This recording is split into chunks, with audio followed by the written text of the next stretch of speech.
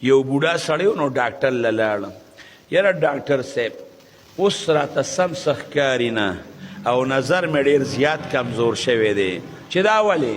هغه ورته وایي بوډا پاخې بس دا د بوډاتوب وجه ده. نو داري ورته ونه لیکل.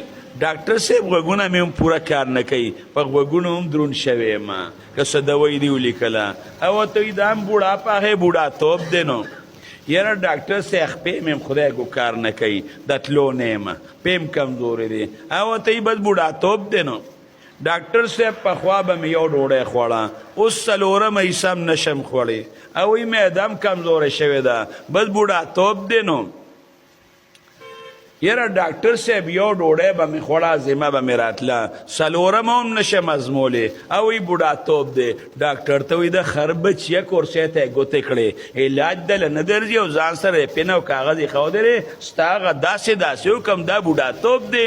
ډاکټر ورته وایي یې بې بوډاپا ہے، دا چې کورسۍ ته یې ګوتې کړې که نه او کنځل دې وکتل دا هم د بوډاتوب اثر دی. غم یې مه کوه. نو چې بوډا شي بیا دماغ کم ځای کار کوي، ګزاره به ورسره کوي.